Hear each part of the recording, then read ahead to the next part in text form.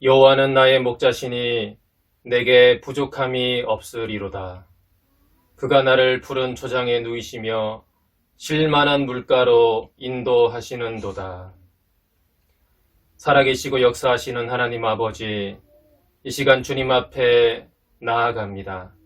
영과 진리로 예배하게 하시고 하늘에 속한 신령한 복으로 우리 가운데 임재하여 주시옵소서. 예수님의 이름으로 기원하옵나이다. 아멘. 찬송가 96장 함께 찬송하겠습니다.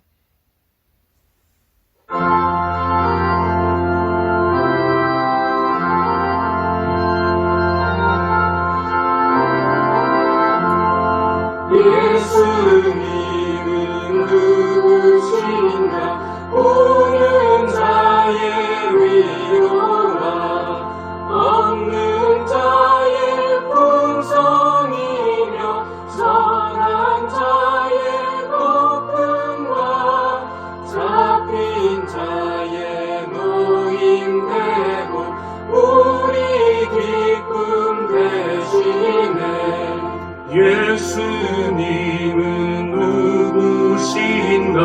약한 자의 강함과 눈먼 자의 빛이시며 병든 자의 고침과 죽은 자의 부활되고 우리 생명 되시네.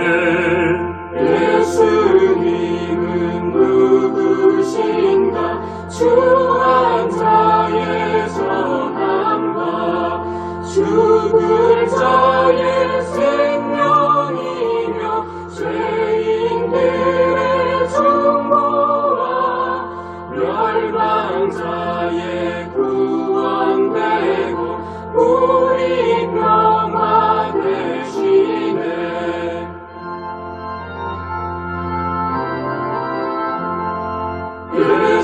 예수님은 누구신가? 온 교회의 머리와 온 세상의 구주시며 모든 왕의 왕이요 심판하실 주님 되고 우리 영광 되시네. 사도신경으로 우리의 신앙을 고백하도록 하겠습니다. 나는 전능하신 아버지 하나님, 천지의 창조주를 믿습니다. 나는 그의 유일하신 아들, 우리 주 예수 그리스도를 믿습니다. 그는 성령으로 잉태되어 동정녀 마리아에게서 나시고 본디오 빌라도에게 고난을 받아 십자가에 못 박혀 죽으시고 장사된 지 사흘 만에 죽은 자 가운데서 다시 살아나셨으며 하늘에 오르시어 전능하신 하나님, 아버지 하나님 우편에 앉아 계시다가 거기로부터 살아있는 자와 죽은 자를 심판하러 오십니다. 나는 성령을 믿으며 거룩한 공교회와 성도의 교제와 죄를 용서받는 것과 몸의 부활과 영생을 믿습니다. 아멘. 네, 예배를 위해서 양유민 자매 기도하겠습니다. 사랑이 많으신 하나님, 거룩한 주일을 맞아 예배드리게 하시니 감사드립니다. 지난 한 주간 세상 속에서 알게 모르게 지은 죄를 회개합니다. 용서하여 주시옵소서. 코로나19로 인해 온 세계가 고통받고 평범한 일상이 어려운 가운데 살고 있습니다. 혼란하고 불안한 상황 속에 있는 저희와 함께하여 주시옵소서. 코로나19의 확산을 막고 극복하고자 하는 방역당국, 의료진, 봉사자들 뿐만 아니라 모든 사람의 노력을 통해 어려움을 함께 이겨내어 일상을 회복하게 하시고 저희의 믿음과 건강 또한 지켜주시옵소서. 세상의 작은 유혹에도 흔들리고 넘어지는 나약하고 부족한 존재임을 고백합니다. 자격 없는 저희의 기도를 들으시고 항상 다시 붙잡아 주시는 것은 오로지 주님의 사랑과 은혜임을 잊지 않게 하소서. 그 은혜에 감사드리며 주님의 인도하심을 온전히 순종하고 따르게 하소서. 오늘 말씀을 전하시는 목사님과 성령으로 함께 하시어 전하시는 모든 말씀을 통해 듣는 저희 모두가 성령 충만해지길 간구하며 이 예배를 통해 하나님께서 홀로 영광 받으실 줄을 믿습니다. 이번 한 주간도 주님 안에서 살아가길 바라며 사랑하는 예수님의 이름으로 기도드립니다. 아멘. 오늘 하나님께서 우리에게 주시는 말씀은 마가복음 1장 35절에서 39절 말씀입니다. 함께 우리 읽도록 하겠습니다. 새벽 아직도 밝기 전에 예수께서 일어나 나가 한적한 곳으로 가사 거기서 기도하시더니 시몬과 및 그와 함께 있는 자들이 예수의 뒤를 따라가 만나서 이르되 모든 사람이 주를 찾나이다. 이르시되 우리가 다른 가까운 마을들로 가자. 거기서도 전도하리니 내가 이를 위하여 왔노라 하시고 이에 온 갈릴리에 다니시며 그들의 여러 회당에서 전도하시고 또 귀신들을 내쫓으시더라. 아멘. 동행하는 교회 청년부 여러분, 한 주간 평안하게 잘 보내셨습니까? 코로나 상황으로 인해서 서로 얼굴을 보지 못한 지가 거의 한 달이 되어 가고 있습니다. 비록 얼굴을 보지 못하지만 지금 예배하는 그 자리에서 또 삶의 현장에서 하나님이 여러분의 삶 가운데 함께 하시고 또 인도해 주시기를 또 보호하시기를 또 간절히 소망하며 또 기도하겠습니다. 여러분도 서로를 위해서 또 함께 그렇게 기도해 주시기를 부탁드립니다. 오늘 말씀은 예수님의 하루 시작 두 번째 설교입니다. 원래는 한 편의 설교였는데요. 여러분을 고문하게 될까봐 두 편으로 나누었습니다. 지난 시간에 설명한 유대인의 날, 하루에 대한 개념을 기억하고 있습니까? 유대인에게 하루는 해가 지고 어둠이 내릴 때 시작해서 다음 날 해지기 전까지가 하루였습니다. 그러면서 성경적 하루의 개념은 어둠에서 시작해서 빛으로 나아가는 것이라고 설명했습니다. 그것이 천지창조에서 날에 대한 설명이었습니다.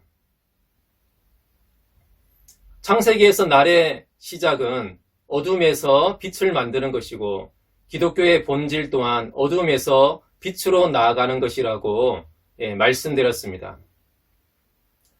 오늘 본문에서 안식일이 끝나고 새로운 하루가 시작되는 그 해질 때에 예수님은 많은 병자와 귀신 들린 자들을 고치셨습니다. 그래서 예수님은 새로운 날이 시작되는 그때에 악한 영과 죄에 사로잡혀 어둠 가운데 있는 사람들을 빛으로 인도하셨습니다. 복음서에서 때를 나타내는 표현은 중요한 의미를 담고 있다라고 말씀드렸는데요. 오늘 본문의 시작도 때를 나타내는 표현, 즉 새벽 아직도 밝기 전에라고 시작합니다. 아직 온 세상이 어둠에 잠겨 있는 새벽에 예수님은 일어나셔서 한적한 곳, 사람들에게 방해받지 않는 곳으로 가셔서 기도하셨습니다. 예수님의 새벽 기도는 중요한 의미를 담고 있습니다. 세상이 아직 어둠 속에 잠겨 있을 때 예수님은 기도를 통해 세상을 깨우고 아침 빛을 준비하고 있으십니다. 요한복음 8장 12절에 이런 말씀이 있는데요. 예수께서도 말씀하여 이르시되 나는 세상의 빛이니 나를 따르는 자는 어둠에 다니지 아니하고 생명의 빛을 얻으리라. 이 말씀처럼 예수님은 자신의 정체성을 정확하게 아셨습니다. 캄캄한 어둠 속에 갇혀있는 세상, 그 어두움으로 인해 전혀 길이 보이지 않는 세상에 빛이 되고 길이 되시는 것이며 어둠 속에 방황하는 사람들을 빛으로 인도하는 것이 예수님의 정체성이었습니다. 이것이 구체적으로 무엇이냐라고 할 때 오늘 본문에서는 다른 마을에서도 전도하여야 하리니 이렇게 많은 사람들에게 하나님 나라를 선포하고 가르치시는 것이 또 악한 영으로부터 사람들을 자유케 하는 것이 예수님이 사람들을 빛으로 인도하는 방식이었습니다. 예수님은 이를 위하여 왔고 내가 이를 위하여 왔다라고 또 자기 인생의 목적과 사명을 선언하셨습니다. 그런 면에서 그리스도인들의 정체성도 어두움 가운데 빛이 되는 것입니다. 세상이 어둠 속에 잠들어 있을 때 홀로 하나님 앞에 나아가 기도하며 세상의 어두움에 대항하여 빛을 비추는 것입니다. 길이 보이지 않는 세상에 길을 내는 존재가 그리스도인입니다. 세상이 깨어나기 전에, 정신없이 돌아가는 하루 일과가 시작되기 전에 하나님 앞에 홀로 나아가 기도하는 것은 기독 청년으로서 자신의 정체성을 지키고 삶의 방향을 잃어버리지 않는 중요한 삶의 원리라고 생각합니다. 여러분, 평소보다 1시간씩 일찍 일어나 말씀을 묵상하고 기도를 도전해 보십시오. 그 습관이 여러분의 인생을 바꿀 것입니다. 길이 보이지 않는 여러분의 인생에 길이 보이게 될 것입니다. 더 나아가 세상의 어두움에 빛을 비추게 될 것입니다.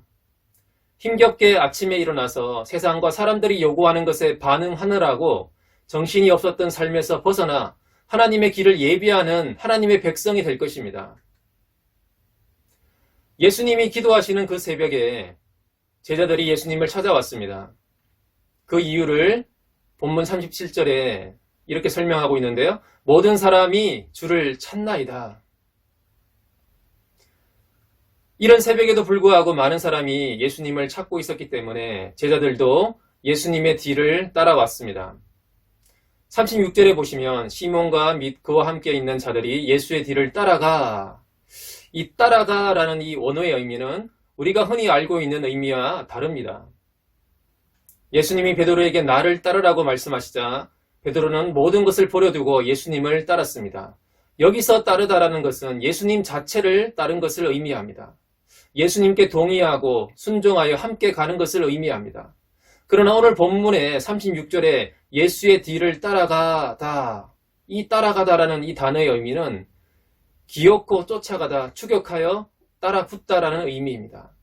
상대방의 의지와 무관하게 기어코 따라붙어 성가시게 하다라는 부정적 의미를 담고 있습니다. 예수님 그분 때문이 아니라 다른 이유 때문에 예수님을 찾아 나섰다라는 것을 의미합니다. 전날 저녁에 예수님이 행하신 치유와 능력 때문에 많은 사람들이 예수님께 몰려왔습니다. 제자들도 많은 사람들이 몰려오니까 이 새벽에도 많은 사람들이 몰려와서 예수님을 찾고 있으니까 어떤 기대 심리로 예수님을 찾았습니다. 사람들이 이렇게 많이 몰리면 자신들에게도 무엇인가 생길 이익을 위해서 예수님을 찾았던 것입니다. 인기와 명성이 쌓이면 그것에서 떠나는 것이 참 어렵습니다. 사람들의 인정이 아니라 하나님을 위해서 우리는 봉사한다라고 하지만 실제로 사람들이 인정해주지 않을 때 우리는 속상할 때가 많다라는 것을 볼 때가 있습니다. 여러분, 박수 칠 때 떠나라라는 말이 있는데요. 박수 칠 때 눌러 앉아 있고 싶은 것이 사실 우리들의 속마음입니다. 사람들이 몰려오고 찾는다라는 것은 세상적인 기준으로 보면 정말 행복한 일입니다. 지금도 사람들이 몰리는 곳에 돈이 따라오게 되고 권력과 명예가 따라오고 칭찬과 인정이 따라오게 되는 것을 우리는 잘 압니다. 여러분, 유튜브 구독자가 모이면 돈이 모인다라는 것을 아시죠? 2019년에 한 해 유튜브 최고 수익 1위는 미국의 8살 난 꼬마 라이언 카지라는 꼬마 유튜브였습니다. 장난감을 소개하는 채널을 가지고 있는데요. 구독자가 무려 2290만 명이라고 합니다. 그리고 이 8살 꼬마가 한 해 동안 벌어들인 수입은 303억 원 정도였습니다. 우리나라에도 6살 된 한 유튜버가 95억짜리 청담동 빌딩을 구입하게 된 것이 화제가 되어서 뉴스에 난 적이 있습니다. 여러분, 곧 지방선거도 다가오고 있는데요. 사람들이 몰린다라는 것은 정치적인 힘을 갖게 되는 것이며 곧 권력과 힘을 갖게 된다라는 것을 의미합니다. 여러분 중에 혹시 BTS 아미가 있습니까? BTS 관련 영상과 뉴스를 보지 않은 사람이 아마 없을 텐데요. 사람들이 몰리는 것의 영향력이 얼마나 큰지를 우리는 BTS를 통해서 단적으로 잘 알 수 있습니다. 여러분, 사람들이 여러분을 찾고 여러분을 필요로 하고 몰려온다면 여러분은 어떻게 하겠습니까? 기분이 매우 좋겠죠. 보통은 사람들이 몰려오면 경제적인 부가 쌓이게 되면 사업을 더 확장하고 교회를 더 크게 짓고 그렇게 보통 할 것입니다. 그것이 또 하나님의 축복이라고 생각할 것입니다. 그러나 진실은 사람들의 인정과 이익을 따라간 경우가 참 많습니다. 우리는 예수님 그분 자체를 따르고 있습니까? 아니면 어떤 이익을 위해서 예수님을 따라가고 있습니까? 우리는 무엇을 따라 살아가고 있습니까? 마이크로소프트 창업자였던 빌 게이츠가 하버드 대학에 들어갔을 때 그의 전공은 법학이었습니다. 처음에는 로스쿨 가는 것이 그의 삶의 목적이었습니다. 여기까지만 해도 세상적으로 보면 성공한 인생이었죠. 그런데 어릴 적부터 컴퓨터에 관심이 많았기 때문에 그는 전공을 수학과로 바꾸게 됩니다. 그런데 여기서 만족하지 않고 컴퓨터에 집중하기 위해서 대학을 중퇴하고 마이크로소프트사를 창업하게 됩니다. 여러분 같으면 20대 초반에 최고의 명문 대학 법대를 다니다가 내가 정말 하고 싶은 것이 생겼습니다. 그러면 대학을 중퇴하고 떠날 수 있겠습니까? 아마 당장 부모님이 말릴 것입니다. 너는 도대체 왜 그러냐? 제정신이냐? 졸업은 일단 하고 봐야지. 네가 아직 현실을 몰라서 그런다. 이런 얘기들을 아마 듣게 되지 않을까요? 스스로도 아마 두려움이 올라올 것입니다. 내가 이렇게 결정하면 망하는 것이 아닌가? 안전하고 사람들이 인정하는 길을 놔두고 내가 괜히 객기를 부리는 것이 아닌가? 이런 불안감이 올라오지 않겠습니까? 하지만 빌 게이츠는 사람들이 인정하는 길이 아니라 자신의 소명을 따라서 그는 새로운 길을 떠났습니다. 애플 CEO였던 스티브 잡스도 비슷한 삶을 살아왔는데요. 스티브 잡스가 2005년에 스탠포드 대학에서 졸업식 연설을 했는데 그 연설에 보면 자기 인생에 가장 큰 영향력을 끼친 세 가지 사건을 언급하고 있습니다. 그 첫 번째가 대학 중퇴고요. 두 번째가 자신이 세운 애플사에서 쫓겨났던 일이고 세 번째가 암투병했던 일입니다. 스티브 잡스는 사생아였습니다. 미혼모였던 엄마가 자신을 낳고 나서 바로 입양을 시켰습니다. 스티브 잡스가 자라면서 지금 부모님이 친부모님이 아니라는 것을 알게 되고 또 대학을 갔는데 등록금이 매우 비쌌죠. 그런데 지금 자신을 입양해서 키워온 부모님의 가정 형편이 넉넉하지도 않았습니다. 그래서 이분들한테 경제적인 부담을 드리고 싶지 않아서 대학을 그만두게 됩니다. 그리고 본인도 대학 졸업장이 꼭 필요하다라고 생각하지 않았습니다. 그런데 이 결정이 자신의 연서와 비전을 찾아가는데 굉장히 중요한 역할을 하게 되었다라고 그는 얘기합니다. 학점을 따기 위해서 수업을 듣지 않아도 되고 굉장히 자유롭게 청강을 하기 시작했습니다. 자신이 관심이 있는 서체와 디자인 쪽 수업만 그는 계속 듣게 됩니다. 결국 이러한 그의 결정이 결국은 매킨토시를 개발하는 데 중요한 역할을 하게 되고 지금의 애플사를 세우는 데 밑거름이 되었다라고 그는 말합니다. 여러분, 빌 게이츠나 스티브 잡스 같은 사람도 굳이 신앙과 연결시키지 않더라도 사람들이 찾고 인정하는 길을 따라가서 안주한 것이 아니라 자기 은사와 소명에 대해 진지하게 반응하고 모험을 한 용기 있는 사람들이었다는 것을 우리는 잘 압니다. 그리고 지금도 그들의 삶의 열매는 우리들에게 큰 영향력을 미치고 있습니다. 예수님은 자신을 찾는 사람들의 관심을 왜 외면하고 떠나셨습니까? 사람들의 인정과 박수갈채, 그로 인한 이익을 얻는 것이 예수님이 오신 목적이 아니었기 때문입니다. 마가복음 10장 45절에 이런 말씀이 있는데요. 인자가 온 것은 섬김을 받으려 함이 아니라 도리어 섬기려 하고 자기 목숨을 많은 사람의 대속 물려 주려 함이니라. 예수님은 내가 이를 위하여 왔노라 라고 말할 수 있는 분명한 목적과 사명이 있었습니다. 그래서 많은 사람들이 찾고 있다라는 것에 반응하지 않았습니다. 이익 때문에 예수님을 찾는 사람들의 요구에 반응하지 않고 자신의 사명을 따라서 떠날 수가 있었던 것이죠. 제 대학 3년 후배의 형제 중에 한 친구가 있는데요.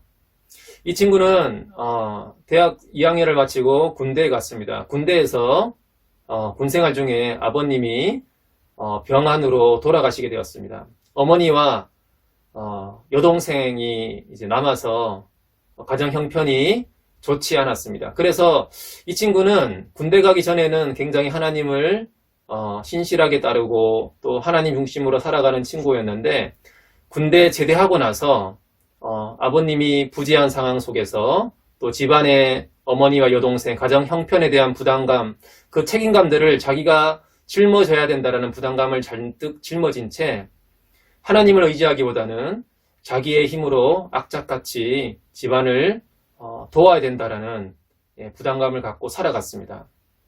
그렇게 점점 그는 하나님으로부터 점점 멀어져 갔습니다. 물론 그렇게 악착같이 열심히 공부하고 성실하게 살았기 때문에 좋은 회사에 취직했습니다. 지멘스라는 외국계 기업에 취업해서 좋은 연봉을 받고 그렇게 만족하게 삶을 살아갈 것이라고 저는 생각했습니다. 그런데 어느 날 하루 이 친구가 저를 찾아와서, 놀러와서 찾아와서 얘기를 했는데요.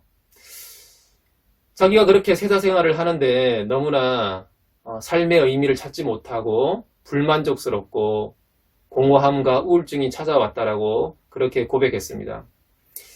그렇게 찾아온 삶의 무의미와 공허함과 우울증을 또 해결해 보자고 가지 말아야 될 것들을 그는 기웃거리기 시작했습니다. 안마방을 찾게 되고 또 다른 것들을 찾아 자기의 삶의 공허함을 채우고자 했습니다.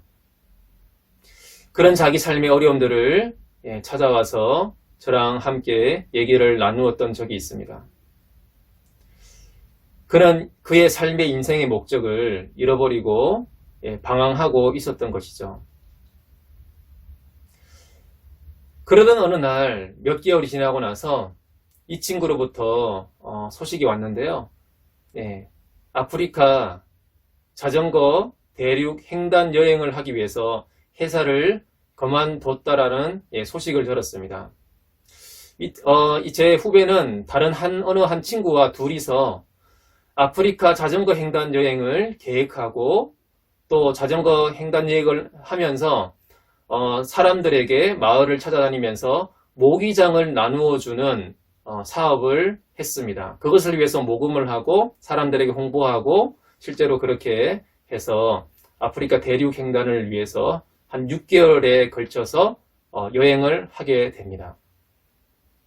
여러분, 지금은 코로나로 인해서 난리지만 사실 전 세계적으로 가장 심각한 질병은 말라리아라고 합니다.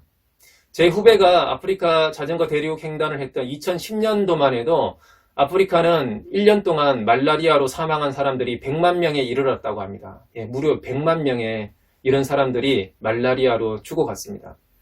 재작년 2018년만 하더라도 아프리카 대륙에 말라리아로 1년에 38만 명의 아이들이 사망했다라고 보고하고 있습니다. 그는 그런 사람들을 위해서 또 자신의 삶의 목적과 비전을 새롭게 발견하기 위해서 그렇게 회사를 그만두고 새로운 삶의 모습으로 뛰어들어갔던 것입니다. 신기하게도 그의 삶이 또 KBS에서 취재가 되어지고 다큐멘터리로 이제 방송되기도 했습니다. 그는 그 반년에 걸친 아프리카 자전거 대륙 횡단 여행을 통해서 완전히 다른 사람이 되어져 왔습니다. 여러분, 저는 그 친구를 보면서 하나님의 사람들은 어둠을 밝히는 빛이라는 정체성을 잃어버리고 자신을 향하신 하나님의 소망을 망각하고 세상이 원하는 대로 살아가는 것을 결코 만족할 수 없는 사람들이라는 것을 발견하게 되었습니다. 그런 삶을 견딜 수가 없는 것이죠. 그래서 결국은 다시 하나님을 찾게 되고 인생의 소명도 다시 탐색하게 된다라는 것을 그 친구를 보면서 저는 깨닫게 되었습니다. 저는 오늘 본문의 말씀을 준비하면서 저도 비슷한 고민을 안고 있다라는 것을 보게 됩니다. 저는 청년 사역을 하면서 선교단체 간사로서 한 17년 정도 이렇게 청년 사역을 하고 청년들을 세우고 살리는 사역들을 해왔습니다. 그런데 제가 한 3, 4년 전에 40대를 넘어가면서 인생에 대한 고민이 굉장히 깊어졌습니다. 40이라는 숫자가 그렇다라고 하더군요. 40이 되었을 때 인생에 대한 깊은 고민을 하게 되는 것 같습니다. 현실적인 고민들을 하게 되고요. 또 제가 있는 선교단체는 어떻게 보면 계약직이기 때문에 언제까지 이곳에 있을지 저는 알지 못합니다. 또 점점 나이가 들수록 청년들과 세대 차이가 나면서 내가 언제까지 이 사역들을 할 수 있을지 그런 고민도 현실적으로 하게 되고, 또 제가 받는 월급은 사람들 모금을 해서 후원자들을 발굴해서 그 사람 모금을 통해서 저희의 재정이 채워지기 때문에 그렇게 17년 정도를 살아온 저의 삶이 앞으로도 불투명하고 어떤 미래가 제 삶의 앞에 그려질지 그런 현실적인 고민들을 점점 더 깊이 하게 되었습니다. 사실 제 선배들은 빨리 교회로 가라고 그런 얘기들을 많이 합니다. 왜냐하면 더 늦어지면 그 나이에 교회에서 받아주지 않는다는 것이죠. 사실 이런 이야기들을 저는 5년 전부터 들어왔습니다. 또 선배들의 얘기들이 사실 현실적으로는 맞는 이야기들입니다. 그래서 저도 고민이 많이 되었던 것이죠. 여러분, 마치 50대를 넘기면 대부분 퇴사하고 나와야 하는 그런 분위기의 회사를 다니는 40대 중반의 회사원들이 명퇴를 지금 해야 될지 아니면 계속 이 회사에 남아야 될지 다른 방안을 모색해야 될지 그런 고민을 하는 것처럼 저도 비슷한 고민을 하고 있다는 것을 최근 몇 년 동안 발견하게 되었습니다. 좀 더 나은 안정된 삶을 위해서 진로를 변경해야 할 것인가? 하나님이 주신 비전에 따라서 진로를 변경해야 할 것인가? 이런 고민들을, 이런 질문들 앞에서 저 역시 서 있습니다. 제가 간사를 시작한 것은 28살 때였습니다. 28세에 간사를 시작했습니다. 그때 제 월급이 40만 원이었거든요. 근데 그래도 괜찮았어요. 왜냐하면 그때는 내가 이것을 위해서 살아간다라는 분명한 사명이 뚜렷이 있었기 때문입니다. 맞아, 내가 이것을 위해서 살아가는 것이지. 그래서 현실이 두렵지 않았습니다. 제 삶의 그런 상황들이 쉽지 않았습니다. 현실보다 하나님과 그분이 주신 비전이 더 크게 보였습니다. 근데 살아오면서 점점 현실이 더 크게 보이게 되는 순간들이 있다라는 것을 발견하고 있습니다. 최근에 이제 그런 고민들을 더 크게 하고 있게 된 것이죠. 그래서 저는 기도의 자리로 하나님께서 저를 부르신다라고 생각합니다. 그 격가지들을 쳐내고 정말 저의 삶의 본질, 무엇을 붙잡아야 될지, 무엇을 따라가야 될지, 하나님 부르심이 무엇인지 본질을 붙들기 위해서 하나님이 기도의 자리로 더 나오라고 저에게 말씀하신다는 것을 요즘 깨닫게 되고 있습니다. 이런 저의 고민의 핵심은 현실적인 고려나 사람들의 이야기보다 내가 무엇을 위해서 살아가야 하나 그런 소명에 대한 질문이 더 먼저라는 것을 발견하게 해주는 그런 고민이었습니다. 여러분, 포스트 모던 시대의 오늘날 청년들의 꿈은 사소한 것들이라는 것을 많이 듣습니다. 안정적인 삶 혹은 안정적인 직장에 다니고 그냥 행복한 좋은 배우자를 만나서 행복한 가정을 꾸리고 또 큰 탈 없이 어렵지 않는 그런 삶을 평화롭게 잘 살아가는 것들, 그런 꿈들을 요즘 청년들은 얘기합니다. 큰 꿈과 비전보다 삶의 작은 행복을 누리고 사는 것을 더 중요하게 생각하는 것 같습니다. 소확행이라고 하죠. 소소하고 확실한 행복을 추구하는 그런 세대입니다. 예전과는 참 다른 것 같습니다. 예전에는 큰 꿈을 꾸고 하나님의 비전 이런 걸 추구하고 그랬는데 지금은 그렇지 않고 삶의 소소하고 작지만 행복을 꿈꾸는 그런 세대인 것 같습니다. 물론 여러분, 큰 꿈이든 작은 꿈이든 그것이 중요한 것 같지는 않습니다. 중요한 것은 내가 어떤 내용의 꿈을 갖고 살아가는가가 중요한 것이겠죠. 여러분, 그래서 내가 이를 위하여 왔노라 라고 말씀하신 예수님처럼 내가 정말 이것을 위해서 살아가야지. 하나님이 나를 이렇게 부르셨지. 맞아, 내가 이것을 위해서 살아가는 것이 맞지. 그런 분명한 비전이 담겨 있는 인생이 되어야 합니다.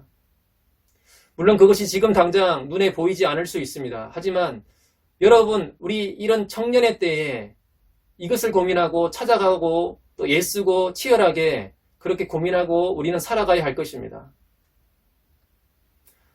생각하는 대로 살지 않으면 사는 대로 생각하게 된다라는 말이 있습니다. 이상과 비전을 꿈꾸고 생각하는 것을 실천하지 않으면 결국은 세상과 사람들이 요구하는 대로 살게 되고 그런 삶에 젖어 있는 생각만 하게 된다라는 의미입니다. 우리는 지금 무엇을 따라 살아가고 있습니까? 우리가 준비하고 노력하고 선택하는 것들은 어디에서 비롯된 것입니까? 사람들의 인정과 이익에서 비롯된 것입니까? 아니면 내 영혼 깊은 곳에서부터 솟아오른 어떤 무엇에서부터 비롯된 것입니까? 사람들이 몰리는 것을 따라가면 사람들이 흩어질 때 자기 인생도 흩어져 버리게 될 것입니다. 반면에 하나님의 부르심과 소명을 따라가는 사람은 비록 고난과 어려움이 있다 하더라도 결국에는 열매를 맺게 될 것입니다. 우리는 머물 때와 떠날 때를 분별할 수 있는 지혜가 있기를 기도해야 합니다. 머물고 떠남의 기준이 이익이나 사람들의 인정이 아니라 하나님 앞에서 나의 삶에 대한 진지한 부르심이 되기를 소망합니다. 우리 이 시간 잠시 함께 기도하기를 원합니다. 우리에게 생명을 주기 위해 오신 예수님처럼 우리에게도 하나님의 부르심과 소명을 발견하게 하시고 사람들이 원하는 삶이 아니라 하나님이 원하시는 삶을 살아갈 수 있기를, 또 이것을 위해서 우리가 깨어 기도하며 준비하는 그런 청년들이 될 수 있도록 우리 같이 한번 기도하도록 하겠습니다. 하나님 아버지, 주님, 예수님이 이를 위하여 왔다라고 말씀하신 것처럼 하나님, 우리의 삶 가운데도 정말 주님, 우리의 삶이 이것을 위해 살아갑니다라고 고백하는 우리 청년들 되기를 원합니다. 우리의 삶을 향하여 부르신 주님의 부르심의 소망과 비전이 무엇인지 하나님 끊임없이 찾고 고민하며 하나님의 뜻을 구하며 살아갈 수 있는 우리 청년들 될 수 있도록 도와주시옵소서. 하나님, 사람들이 원하고 세상이 원하는 삶에 우리가 따라가다가 우리의 삶의 방향을 놓치지 않게 하여 주시고 하나님, 정말 하나님을 의지하고 주님의 부르심을 찾아갈 수 있도록 우리 도와주시고 이것을 위해서 우리가 날마다 깨어 기도하며 준비하는 우리 청년들 다 될 수 있도록 주여 도와주시옵소서.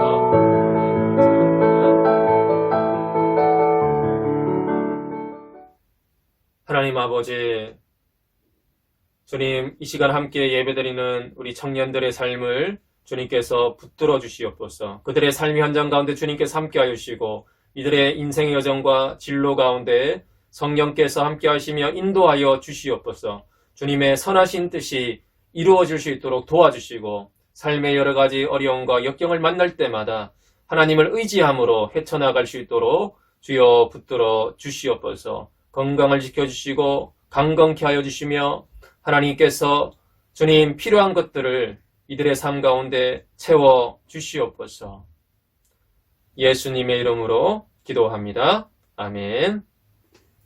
제가 축도로 예배를 마친 후에 백민경 자매 또 안부 인사 있겠습니다.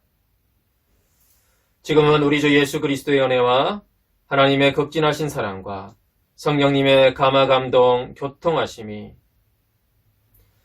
이 세상의 어두운 가운데 빛으로 오신 예수님을 따라가며 또한 이 세상 가운데 빛이 되는 삶을 살아가기를 다짐하는 모든 하나님의 백성들 머리 가운데 지금부터 영원까지 함께하여 주시기를 간절히 축원하옵나이다. 아멘. 안녕하세요. 여러분들 잘 지내고 계신가요? 제가 신앙생활을 하면서 이렇게 오랜 기간 동안 교회에 나가지 못하고 있었던 적은 이번이 처음인 것 같아요. 코로나로 인해서 각자의 그 삶 속에서 있고 또 떨어져 있어서 저희가 만나지 못함에 너무나도 아쉬움이 많아요. 저는 요새 교회 홈페이지에 올라오는 그 사순절 말씀을 묵상하려고 노력하고 있고 또 일주일에 한 번 가족들끼리 모여서 가정 예배를 드리면서 말씀과 기도에 소홀해지지 않으려고 노력하고 있어요. 우리 여러분들도 각자의 삶 속에서 그 예배를 소홀히 하지 않고 또 말씀과 기도를 붙들며 나아가기를 원합니다. 우리가 다시 만날 때까지 아프지 말고 건강히 잘 지냈으면 좋겠어요. 그러면 다음 주 안부 영상은 김명진 형제가 하겠습니다.